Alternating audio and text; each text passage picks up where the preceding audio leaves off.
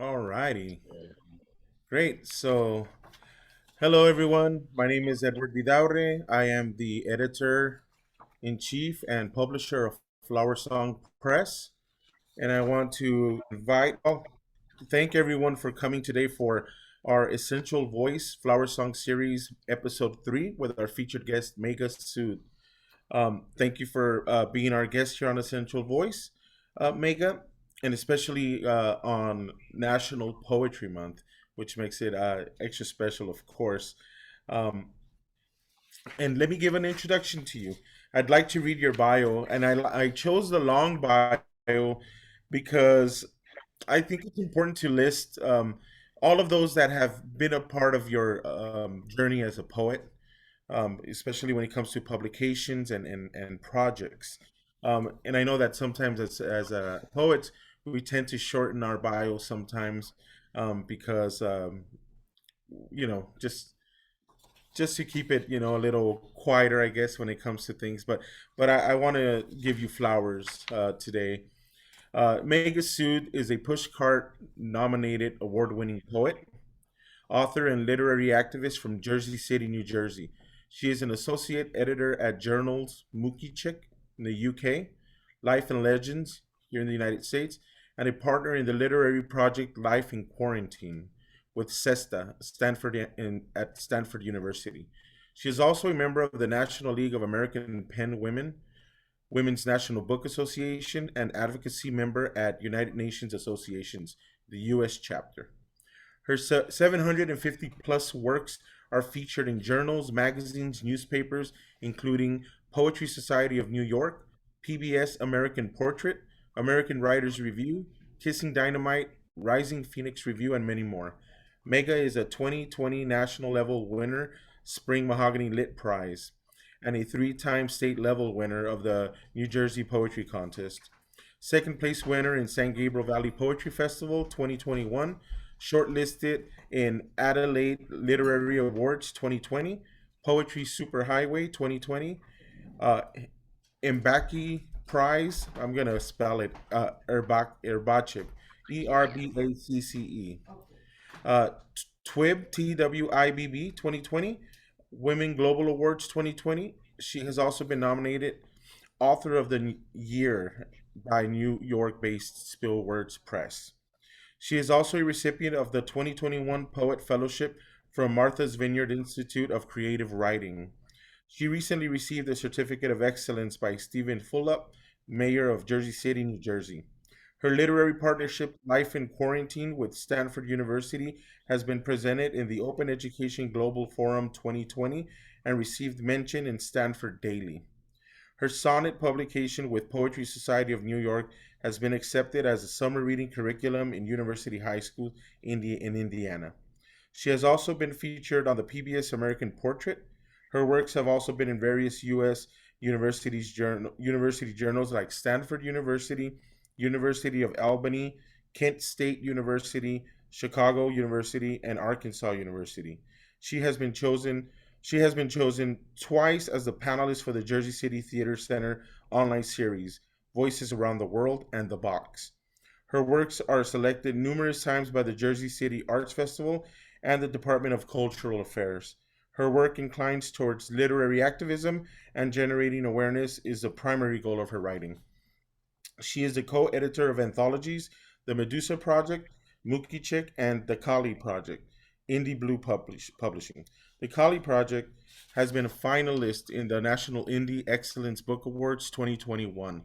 She also is the author of the chapbook My Body Is Not an Apology through Finishing Line Press in 2021, and now she has a collection with us at FlowerSong Press. Her full-length collection, My Body Lives Like a Threat. She has been a featured panelist on the Women's National Book Association alongside Southern U.S. Poet Laureate Laura Young. Her performing venues include the New York Poetry Festival, Newark Arts Festival, Patterson Poetry Festival, New Eurekan Cafe, Hudson County Community College, and many more. Again, welcome, Mega, to Essential Voice, and for being here on National Poetry Month. We are excited. I'm excited to listen to you read your poetry, but I'm also excited about asking you a few questions. So, thank you and welcome to Essential Voice. Thank you so much, Edward, for giving such a kind introduction. And I appreciate your support. And thank you so much for giving me this platform, for sharing my views and works from my full length. And my full length collection is basically into five sections. So I'm going to start with reading the first three poems. And from the section one. So it's based, we'll talk about it more during the discussion. Right now, I'll just start with the first three poems. And the first poem is basically the national level winner of the Poetry Matters project from 2020. And it's called Peace, a Metaphor for Denial. Peace, a metaphor for denial. Peace, an act of ignorance, an act of denial, is not bliss, no more. When the silence is gutted like a fish and the blood of your own fills the street, how long can you be the puppet in your own peaceful country? This act of abandonment speaks a muted language for all the hearts trapped like sparrows on the other side of town. The wall creates a boundary between me and humanity. They are still considered illegal, with one foot in my land, another bloodied and stuck in the barbed wire that are put around God's own country. I was born with the privilege to call the piece of earth my own. No matter it is laced and seeped with someone else's blood, it belongs to me now. The young boy shot. The pavement is stained by the color of his blood, dark and useless to the people of this peaceful country. Those who pull out the armrest and the beach chairs to see the stars lit up the sky and the deafening noise muting the wails of a widowed mother. They sip the beer as cold as their souls, leaving the scene with a shrug and a short sigh. Ignorance is bliss. Peace is a metaphor for denial. In this country, I call mine. And the next poem is called A Nation in a Chokehold. And it was written during the time of Black Lives Matter movement. A nation in a chokehold. The streets are overcrowded. Lanes are bustling with protest, thrumming with anger, overcrowded bus stops, sidewalks, bike lanes, parks, brimming and spilling with pain, unfettered, uncontrolled. Everywhere there is quarantine, where the lanes should be deserted, where everyone should be 6 feet apart, mask covered mouths but still breathing, with breaths laced with privilege. Here the nation recalls the pain, the unanswered angst of those calling from the grave, for those grieving souls who are yet to be put to rest. Those headstones now a place marker for a black mother to sit and cry alone in the deep folds of the night. Here, the nation mirrors the screams of the black blood lacing the sidewalks, mouth gaping at the nakedness of the whole nation, staring back at the end of a gun, a police gun. Here, the nation acknowledges the police shooting went awry. Here, the nation recalls how the protectors devour. Here, the nation recalls how easy it is for you to forget a loss of life and wait for the next news cycle to begin. Here, the nation recalls how eyes pop out, losing life in an instant when your brain misses the next wave of life giving air coursing through your veins. Here, the nation recalls how the brutal hands, loaded with power thick as greed, dripping with incessant hunger, took life boisterously. Here, the nation recalls how life was ignored, leaving the warm and supple heart on the sidewalks pitted with fear and blood of the beautiful black bodies. Here, the nation recalls how to survive by sucking in, gulping air, taking deep, long breaths feverishly, trying to survive after being in a chokehold for 8.5 minutes. Here, the nation remembers Eric Garner, Breonna Taylor, Ahmaud Arbery, George Floyd. Here, the nation learns again how to breathe freely. And the last one for this section is called Does Hurt Have a Gender? Does hurt have a gender? What does a body want when it breaks down into a million pieces? Its pulverized existence wanting acceptance, only to be ignored and walked over, left over like day old milk on the kitchen counter, forgotten and left to curdle. Why do we keep numbing the sharp pain, the knotted lamentation caught in our hungry mouths? That cuts our soul both ways and leaves us to bleed in this world, profused with sweat and blood, a moment indescribable, leaking and soaking the ridges of the curbside. Yet the thickness of your blood, its viscosity, and the gravitas of your speech depends on the color of your skin, a pain untenable, an insurmountable pain rising in my mouth, a dichotomy between pain and acceptance, a desire abominable. Do screams have a religion too? Do cries have a race? Does hurt have a gender? Do wounds have a nationality? Does your tongue curl into sin when you call out my name? Does the triteness of your ideologies still mollify your pain?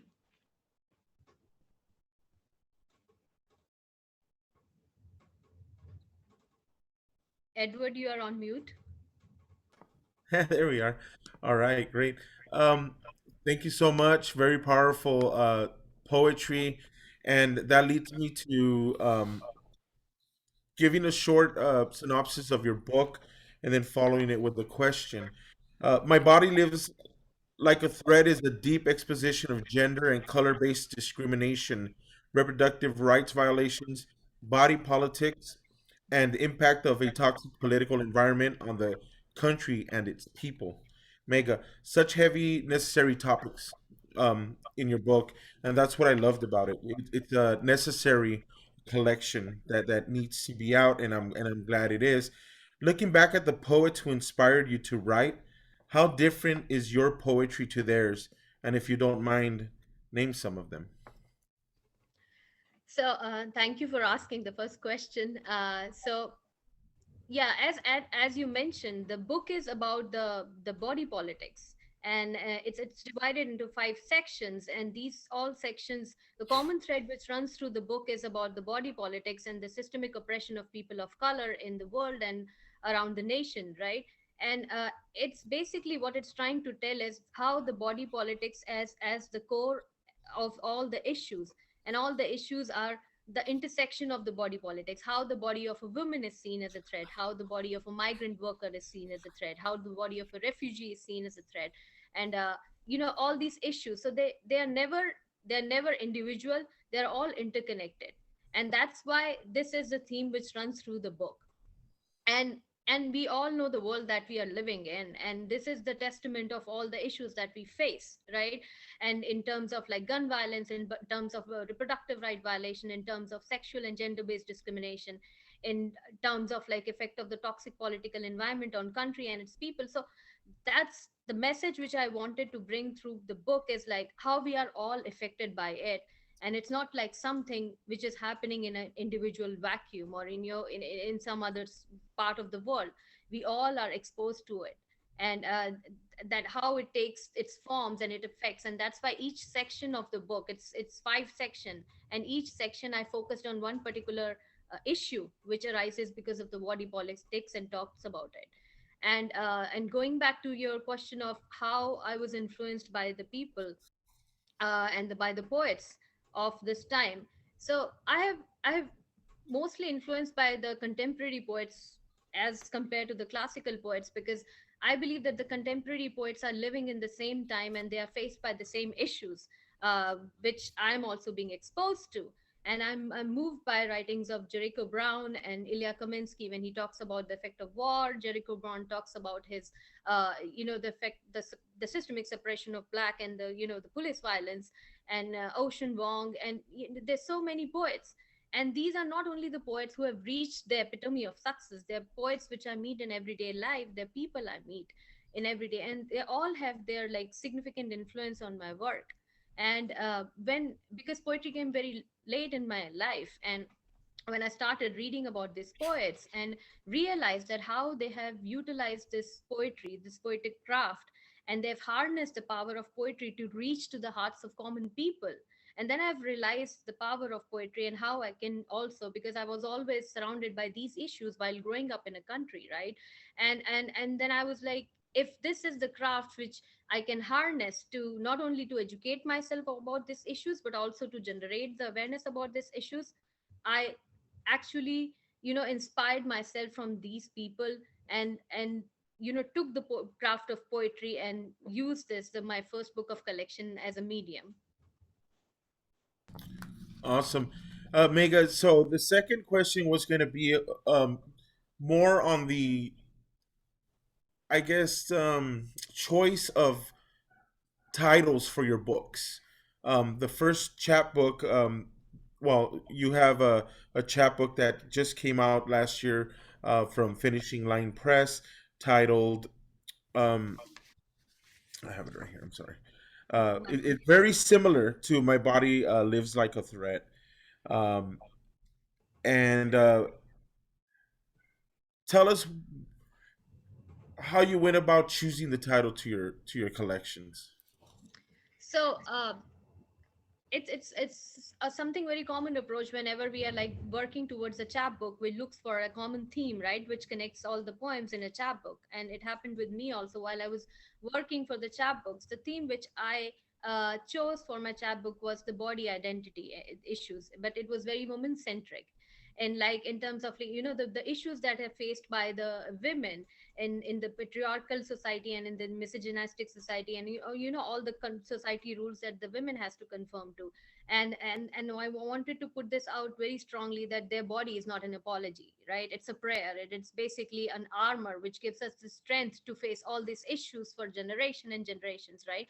And while working on working during the chapbook and all, I realized that, oh, the body is it's not something which is confined to the women's body. It's like it extends beyond that. And that's when I started realizing there are so many poems that I have written about body, but in terms of like a migrant and displacement issue, in terms of my experience as a first generation immigrant in this country, my experience as a woman in this country, and the experience as a woman of color in this country. So initially, the it started with that the chapbook, that my body is not an apology. And then this full length, I basically see it as an extension of my chapbook. So in the chapbook, I only talked about the body politics and the body identity issues, which is very women centric, and how it's affected and all the issues around it. But then in the full length, I have taken much steps beyond it, and you wanted to include all the issues which arises because of the body identity issues. So that's how it came into it, and that was the reason that in the same year, both my chapbook and both my full length collection was accepted by two different presses. And I didn't realize that will happen, because I've never had the intention of being a editor, sorry, being a like a author. That's my journey. Like started, I became an editor first, then becoming an author. And that's because the goal of my writing was to generate the issues, generate the awareness about the social issues that I was passionate about. So the role of being an author came very late in my life. So that's how the two books like came into fruition. And as far as the title of the poems, I mean for any other author who's working on their collection, they try to think of either the title which kind of represents the underlying emotions of all the poems in the book, or something which encapsulates the emotions of the book. So to me, My Body Is Not an Apology is also a poem, was also a poem in the chapbook, and it also was the title of the chapbook. And for this, I have written a poem called My Body Lives Like a Threat. And when I sat down and I was putting together the collection, and then I realized this, yeah, this is how in different aspects and different issues the body is seen as a threat. And that's why I chose this title for the full length collection. Right, and we have in the new collection, in your full collection, also My Body Lives Like an Apology. And you know what I loved about your work, like I said, is you tackle social issues. You go, head on into it. And so, as a poet, I appreciate it, and I pay attention, and I know that you do too. Do you think society listens to the poet? Do you think that non-poets, when poetry is put out there, do you think it makes a difference to them, or do you think it's just kind of going back and forth between poets, and we work as sort of like a healing system within each other, and inspiration for each other to continue and continue? um, or do you think that we jump out of that circle, or the break through the lines, and and get a bigger part of society to listen? And what do you, and if yes, or if no, why?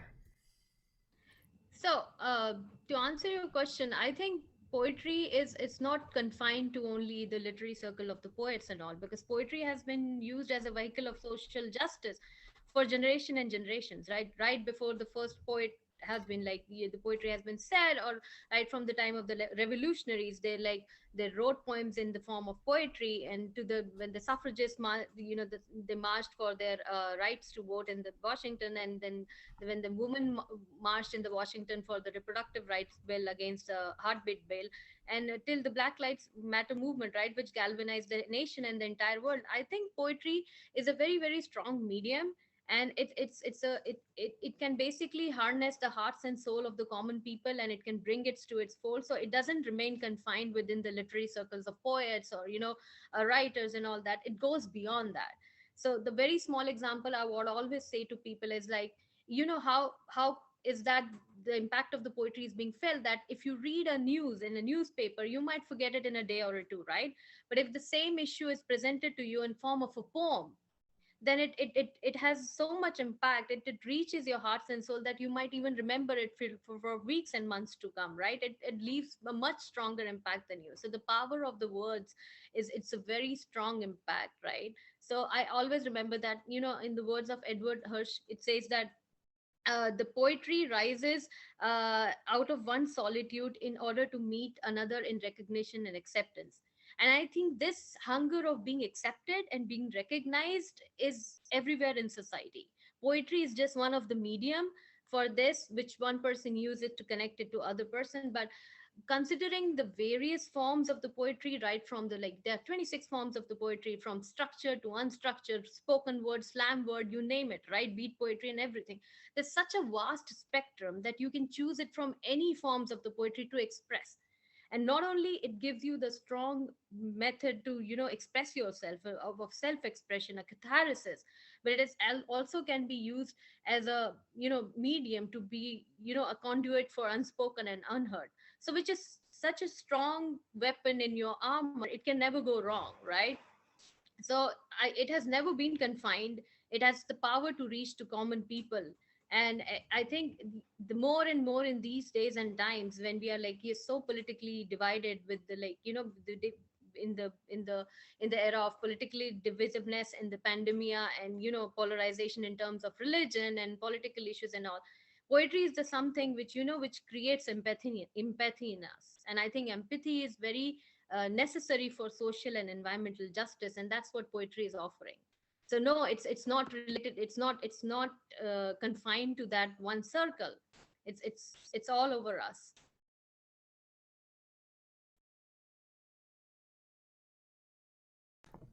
That's such a great answer, because it really, really, there's a lot of insight into that, and I think some poets need to hear it, because there are a lot of us that sometimes feel like, you know there's moments where that's one of our struggles.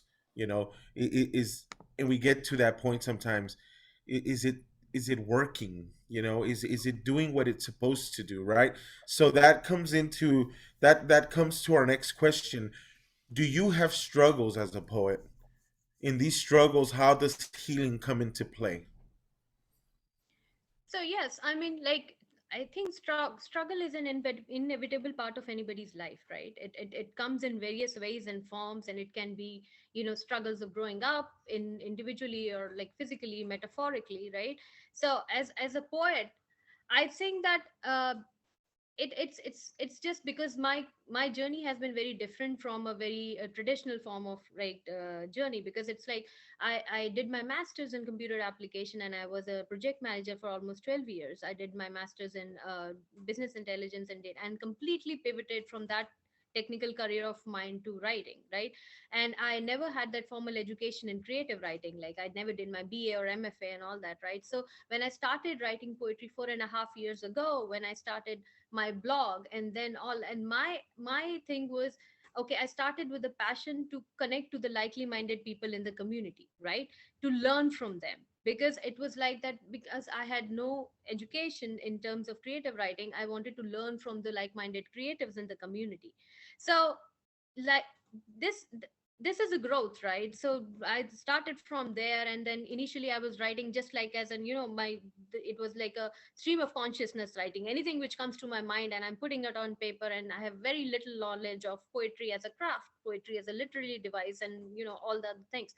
But the more and more I started educating myself about the various forms of poetry, and I started honing my craft. So just like any other thing which you are learning in life, you have certain, you stumble, and then you learn again, and you hone your craft and move on, and so on and so forth.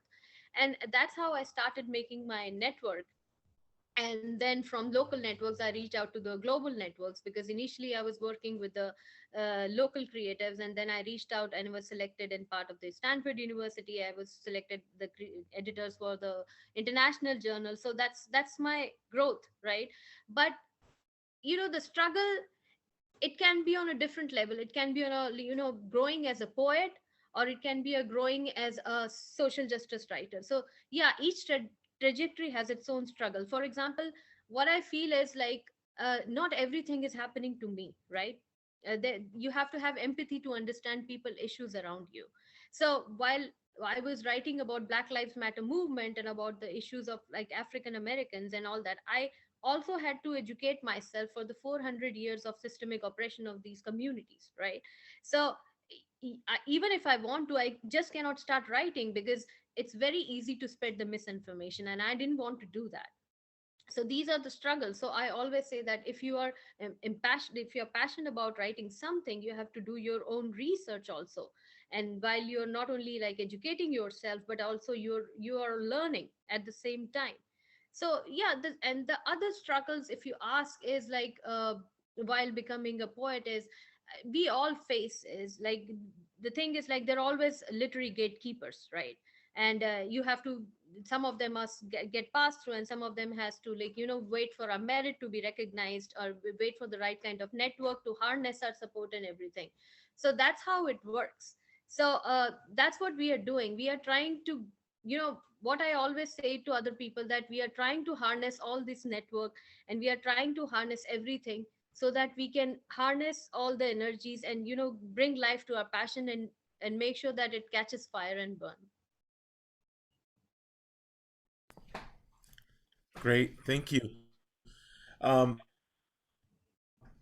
we'll talk more about struggles in a little bit, but we'd love to hear some more of your poetry. Okay.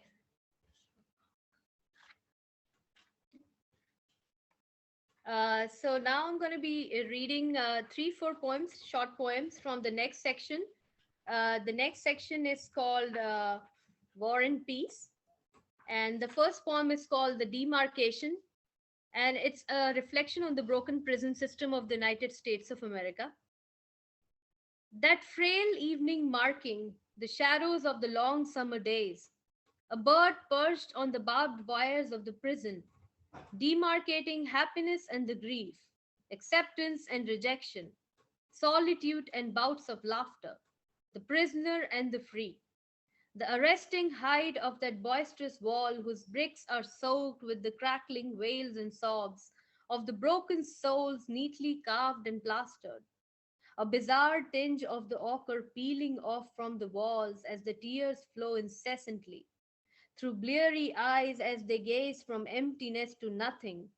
Silence skulled in hollow bones, rattling with rage, palms holding out for something, someone, for forgiveness, a fleeting touch of humanity, a soft, supple touch of love, a day wrapped around the promises of second chances, silhouette of the loved ones appearing between the thick bars, a pleasant sight for the cracked and pale eyes. Death and silence are interchangeable. Go ask the bird as it sits at the barbed fire fence, keeping the two realms separate. A socially justifiable demarcation between the cacophony and the melody, the symmetry and the dissonance, between the pristine and the ostracized. How thin is the separation between love and acceptance, despair and the second chances, between judged and forgiven. And the next poem is from the section War and Peace, living in a war zone. Where have all the flowers gone to die? Why does the sun never rise and the death and misery have become part of life? Small hands clasp the dead. The lanes and the gully are marked by cadavers, death constantly piling. Screams are gut wrenching and numbing. The soul is burdened, under the burden of carrying the weight of death and it's slowly crumbling. He stands alone, cold and dry, tears streaming from his haggard face, and he has a question everyone should face. Why the street he ran to its heart's content to fly his beautiful kite, and dusty place he hid to play the game of hide and seek, are all muddied and blood with disgrace. Where are giggles and laughs hiding? A place he once called his home now stands a charred, broken place barely alive. Why are the hopes and dreams crouched and suffocated in the deep, thick smoke? Where did they hide all the broken toys he once adored? He stands there, confused and broken hearted, in a country where love and humanity have parted ways and left him to rot alone in their place. Why is this land once brimming with luxury and grace, now defeated and defaced? Why have all the places he could run and play become pitted with makeshift marked graves? And the next poem is from the section My Body is Not an Apology, and it's about the heartbeat bill, false ownership. This is strangely annoying when you see arrogance in someone who doesn't own a thing, can't conjure a thing out of thin air, let alone a human being. You are just the renter here. You don't own shit. You are born from this womb that cradles your existence for months, a sliver away from called a being. Nothing but a pulsating existence in a foreign body. Sometimes the body treats it like an infection to keep the contamination, self purging, an act of reclamation. Sometimes it accepts, cups its own palm, supports you, carries it to term. It's the body, the arrangement, the unsaid understanding, a solemn promise between the body and its identity.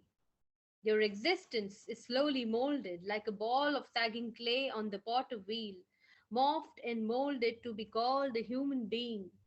You don't own the womb. You definitely don't own our bodies. You break the arrangement, just like to possess the things. Let me clear this for the sake of your understanding. The body is not for your taking. There's a thin line between the choices we make and your wanting. And the last poem from this section is called Mouth, and it tells about that how our mouth is basically the entry point of the gluttony and the protagonist of the sin. A mouth is an entry point.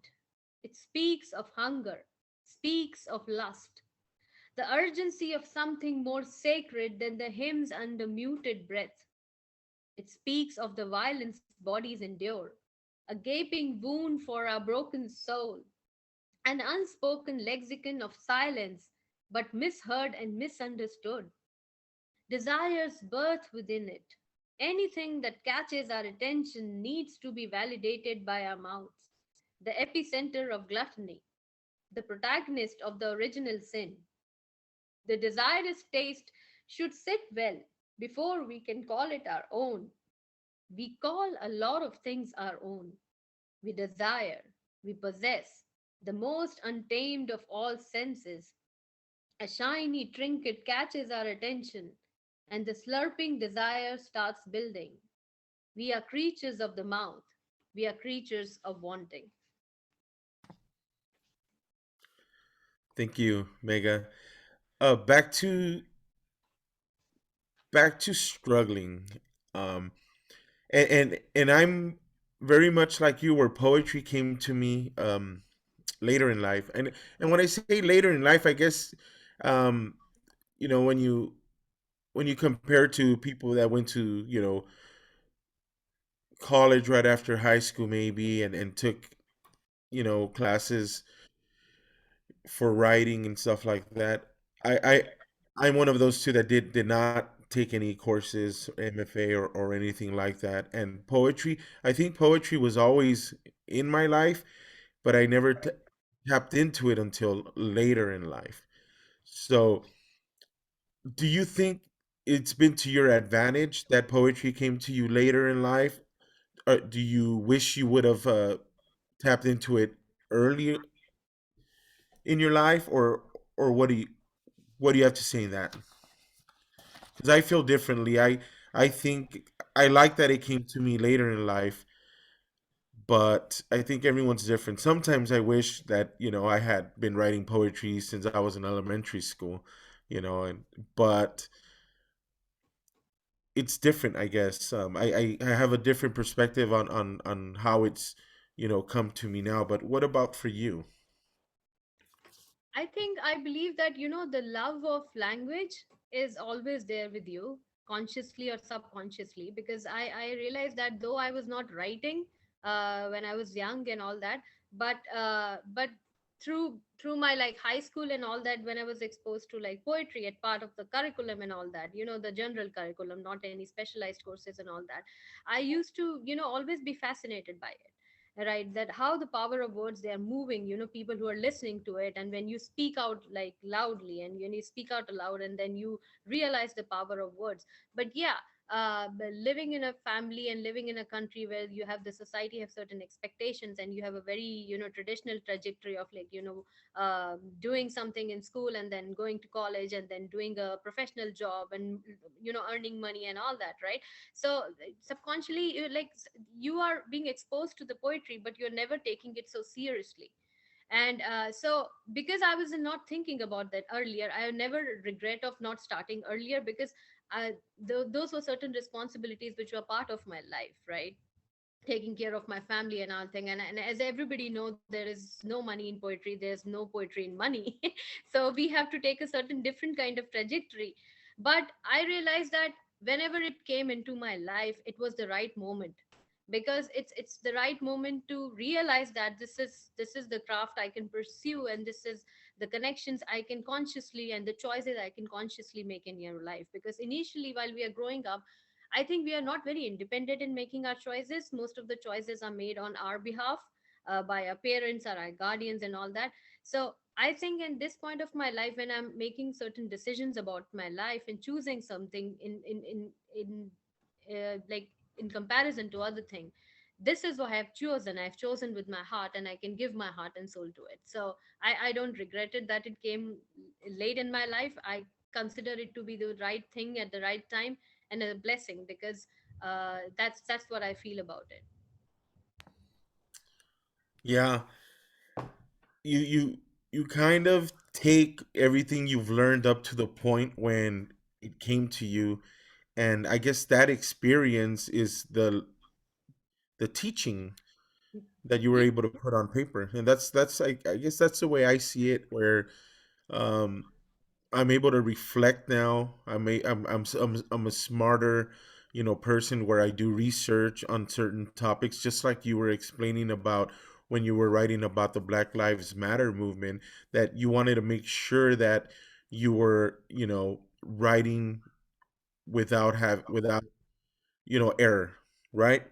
that, Yeah. that that you understood the struggle and that you understood what the movement was about, and not just jumping on a topic just to have something to say. And I commend you for that. That's amazing. Not a lot of people do that.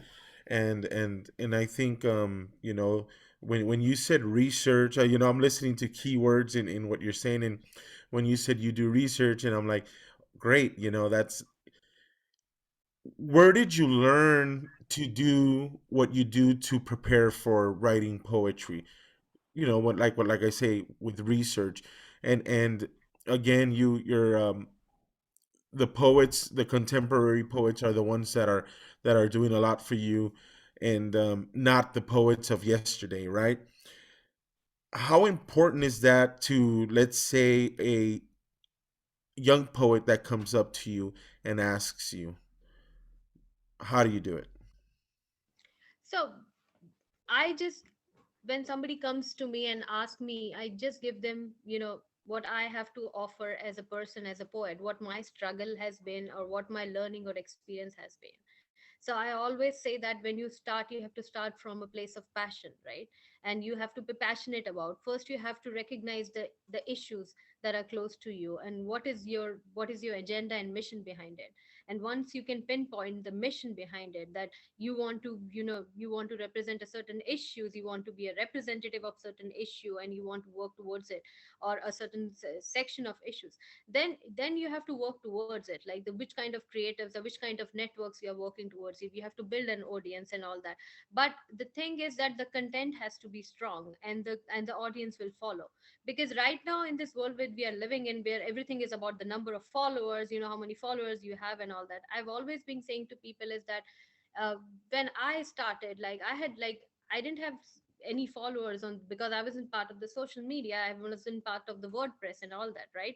But I started writing, and then the more you write and the more the finesse, your content is better, the audience will follow. You don't have to worry about the audience first. If you have the passion in whatever you're writing about it, the audience will follow, right? They will come to you.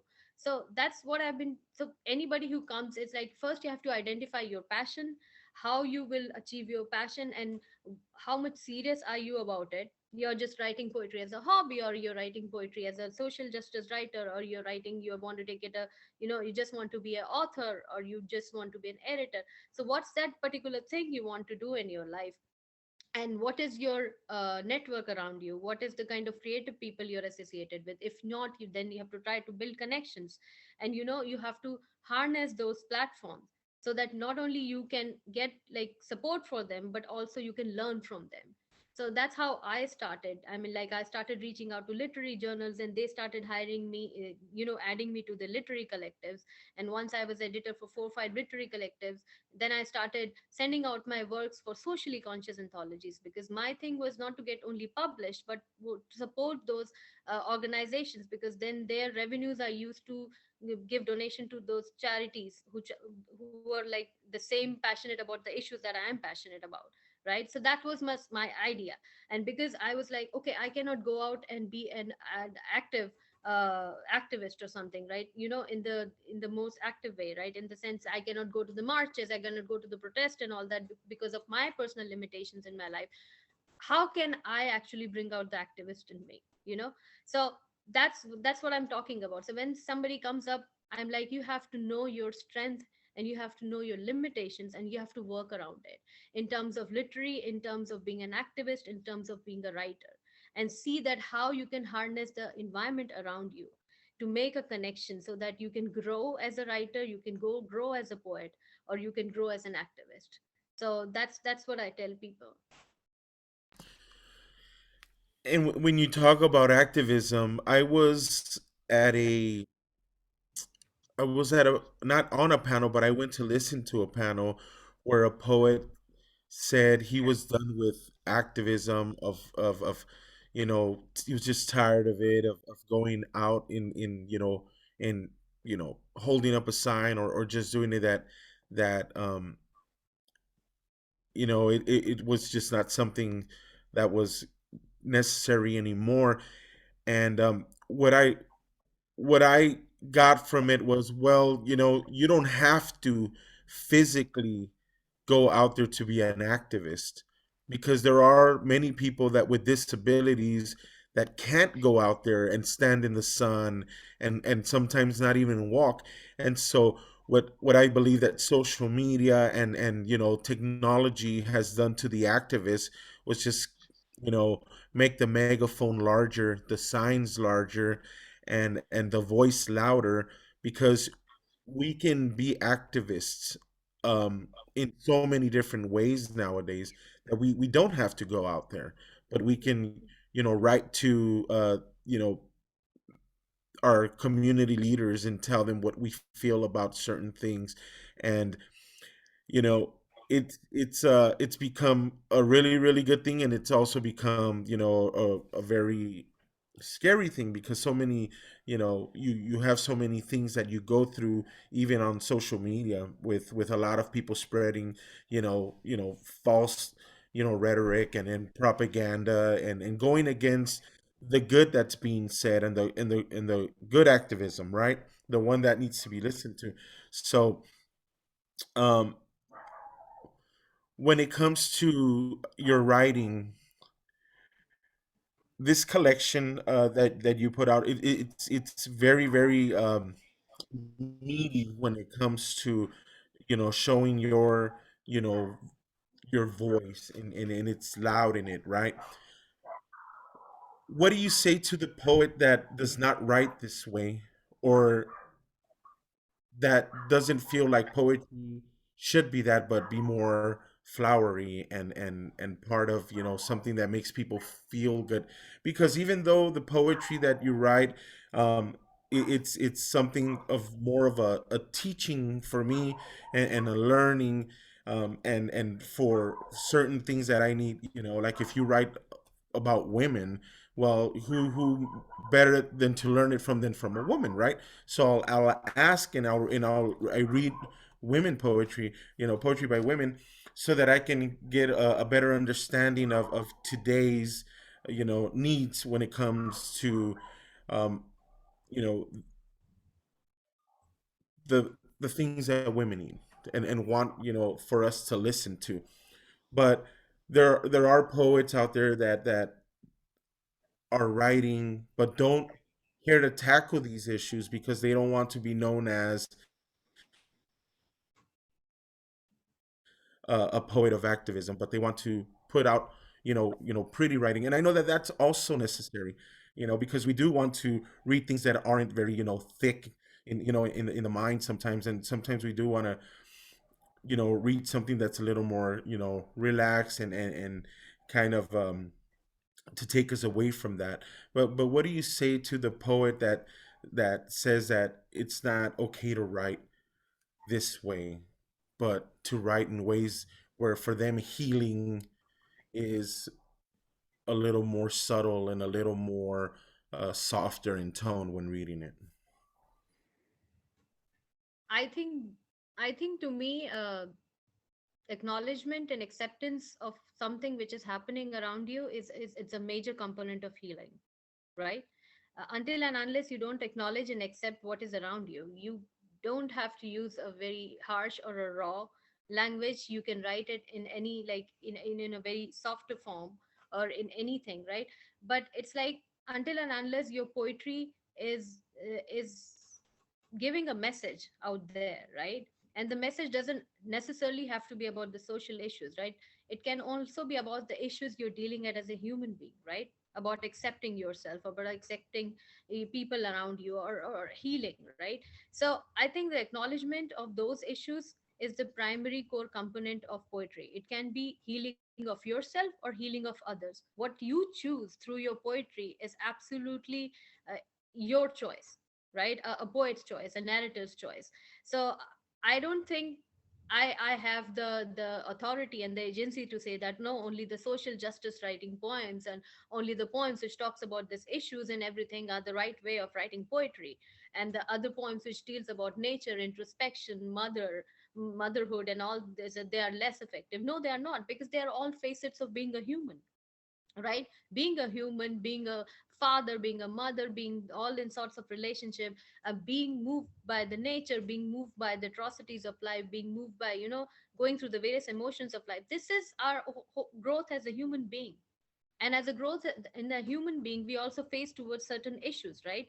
So it's about perspective, and everybody has their own perspective. So to one poet writing about nature and the effect the nature has on him or her, it moves him more than the issues which is around him.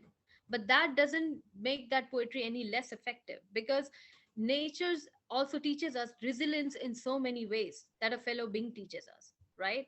So it's all about perspective. You might be getting the same message, from of healing from the various aspects of nature as from a fellow warrior or a soldier who comes back from a war, right?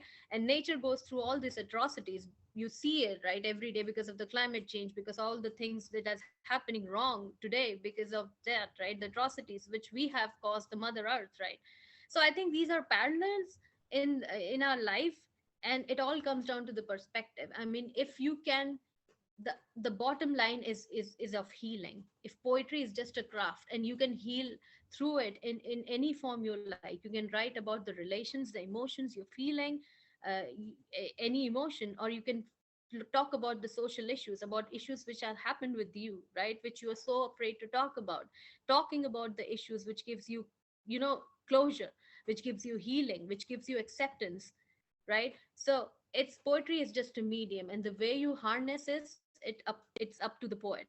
So I don't think that any particular form of writing of poetry is superior or inferior as compared to other.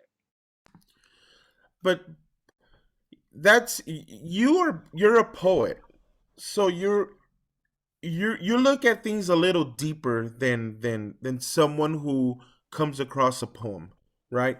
So how important is it to teach poetry to the youth, not only on how to, this is a poem and this is how you read it, or this is, what it means, but if I think if people saw things the way you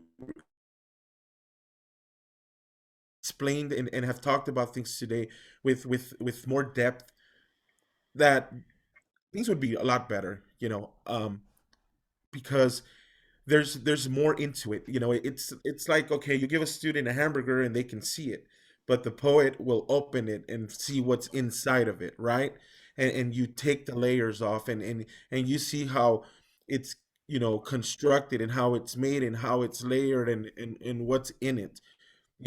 That's, just using a analogy of things, but I know that speaking with kids and speaking with the youth, that when I ask them at schools, how many of you like poetry, or how many of you don't like poetry, there's more hands that go up in the air when you ask them who doesn't like it. And it's not because they don't like it, because when you explain poetry to them in ways where, well, who's your favorite, musician or artist, and then you explain to them, well, their lyrics are poetry. Yeah. Those are poems with, that they're adding instruments and music to. So when it comes to the youth, how can we make a bigger impact in explaining poetry to them? Do you think that we need to get our books, and put things in the back of it, sort of like a teaching tool, or an explanation of maybe a few poems in it, so that they can get a better grasp and appreciation for the work that's being put out, especially by contemporary poets. Um, because I think, like you said, contemporary poets are the ones that are living in the today's truth, in the now, and we are the future. You know, you know, I guess you could say we're going to be those poets that leave an imprint. And what kind are we leaving? Do you think we could teach our youth a better way into grasping poetry that will help, and maybe even take them out of that bubble of thinking, poetry is not that important, when some of our kids nowadays are poets, but they don't have that, you know way to be led to the table and say, write it, it's important. No, no, absolutely. I think like poetry should be introduced in much the earlier it should be introduced into the children's lives in terms of curriculum is important, and it's significant because kids are very impressionable at a younger age, and the sooner they're exposed to the poetry and the way they can articulate their emotions with the help of poetry, right? Because sometimes a kid might not want to talk about a certain issue, but if you ask them to write a poem about it, he might articulate those emotions and put it in poem. Because I have taught like workshop to like in kids school and all that, and I've realized that uh, the parents have seen the poetry and they've said that, oh, I've never thought my kid could write that, or this is the issue which was bothering him. So yes, I think it's one of the very important tools that the more earlier it is introduced to kids, it just becomes a tool for them to emotionally express what they are not able to express verbally. So yes, and obviously for the same analogy goes for the high school students, that something of this nature which can actually help you drive your moral and linguistic spaces, it should be taught in high schools. And it's not like it's complete absence. There are poets in schools programs, right? There's poetry out loud program which is for the high schoolers, right, which is just as a spelling bee and it goes to the national level and all that. But I think just like poetry out loud is only meant for the high school student, there should be some program which is essential. It should be for middle schoolers. Some programs should be very essential for the elementary, because the workshops I have done was with the elementary school kids, and I was so impressed by them that they are poets, and the kids are poets. They know, they don't know that they are writing poetry, but they're actually writing poetry. It's just the absence of literary devices or something. Some of them are even using the devices not knowing their name, right? Alliterations, they are using anaphora and everything, but that they don't know they are using it. It's just their awareness of those issues, right, that they don't know what they're doing.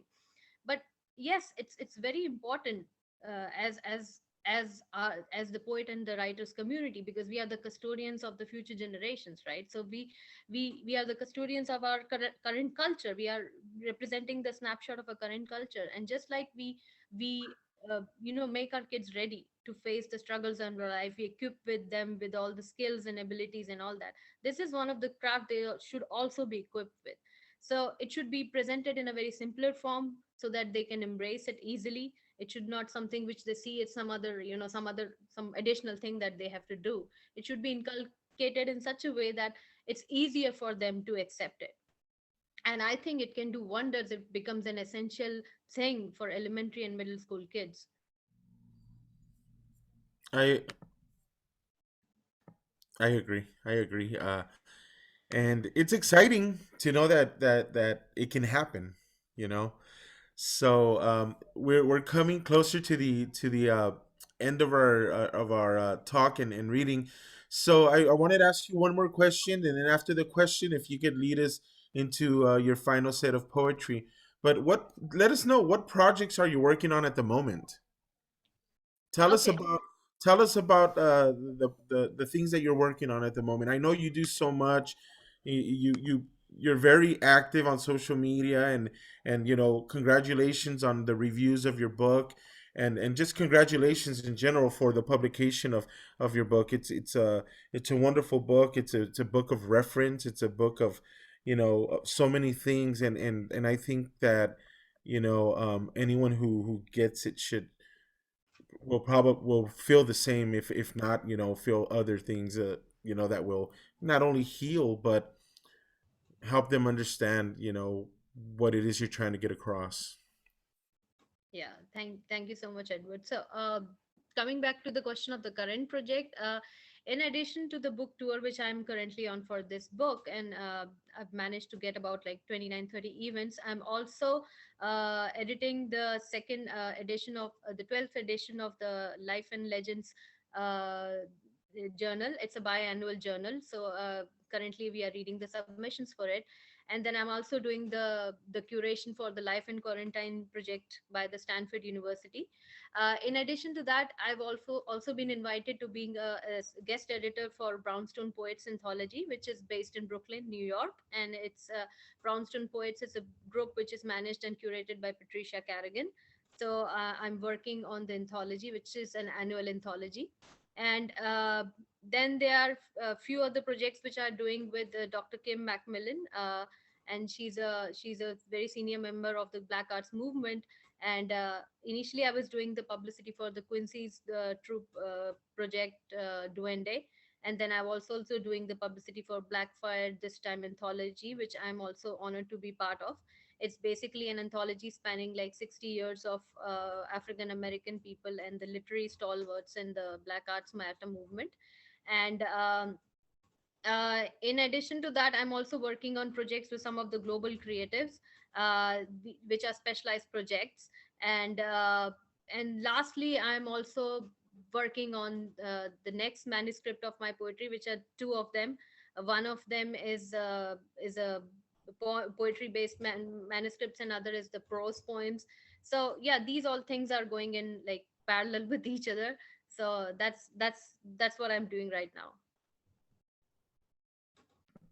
That's awesome. And and everyone, you can follow Mega on Twitter at MegaSuit16, or you can go on to her website, which is Mega's World Site, megaworldsite.wordpress.com, or you can go to flowersongpress.com and find her book there in our store section, and or write to me at info@flowersongpress.com if you want information on how to get a hold of Mega for readings for your schools and universities, and or any other type of reading that she can help, and we can help coordinate for her and with her, of course. But Mega, end our Essential Voice um, episode 3 with your wonderful poetry. Thank you so much, Edward. It was an honor and pleasure of answering your questions and reading few works from my poetry collection. To end the section, I'm going to be reading two poems. The first is called My Survival Story, which was the state level winner of Nami NJ Poetry Contest in 2020. My Survival Story. The slow cleaving in my backbone, seamless transformation, branching into my thousand selves like a sapling breaking from the blind seed. I'm sprouting, I'm thriving, growing like a Medusa, this fecundity of myself breaking out into thousand versions of me, morphing into shapes, perfecting the art of topiary like a reflection of the summer sun shining into a million versions of me, on shards of broken mirror, blessing them with its apricity. I am the war cry, the mortal fear, residing behind enemy lines, the lava, the primordial gel, creating life so sublime. I am the knowledge in the verse, in the smattering cacophony of your mind. With inked breaths and walnut skin, boisterous, unfettered, and uncontrolled, walking barefoot on this graveled path, unspooling's life fear in its intimate corridors. My pale, impaled on the stars in the nightly sky, I shine through my pulverized skin. The broken pieces I forage together to make a whole of me, an untrammeled beauty within. This fecundity is my survival instinct to handle the plethora of emotions life throws at me, undulating between the proximity and prosody of pain. I am learning. Yes, I am growing. And to close the reading, I'm going to read the title song of. poem from my book, My Body Lives Like a Thread. My body lived like a thread. A wound opens its mouth and becomes self inflicting, just like the night in its extreme, vulnerable to a ray of light, its existence challenged, and yet it stands bravely, unfettered by the challenges of the dawn. As I catch the words in my mouth, my language becomes an open threat, my razor speech falling sharp on your dull convictions. We always expose our deepest and softest parts to heal. That's how the body learns to heal, to grow. To be vulnerable is an elegy for acceptance. We have hunger written all over us, with the ink as black as the mole on your shoulder, challenging the frothiness of the moonlight. My unspoken words sit like a welt on my tongue in this foreign world. Every time I twist my tongue to shape a word, I mispronounce your fear. A new threat is born. Thank you so much, everyone, for listening. That is such a great poem, and just ending the book with that poem was fantastic as well. It's got so many great lines, and I hope everyone that listens or comes across or meets you gets your book because it's a really necessary and great book. Thank you, Mega Suit, for your poetry, your insight, and your generosity. Again, you can find her collection, My Body Lives Like a Thread, at flowersongpress.com or wherever books are sold. Ask your local bookstores to carry it, and if you get an extra copy, donate it to your local library. It's a must have at your local library. Gracias again. Thank you very much, Mega. And we return on Thursday, May the 5th, with Essential Voice, episode 4, with our featured guest, Matt Cedillo, to talk about and listen to him read from his collections, Mowing Leaves of Grass and City on the Second Floor, both from Flower Song Press. Again, everyone, thank you for being a part of our Essential Voice series here with Flower Song Press. Thank you and have a good night. Thanks, Edward. Thanks, everyone.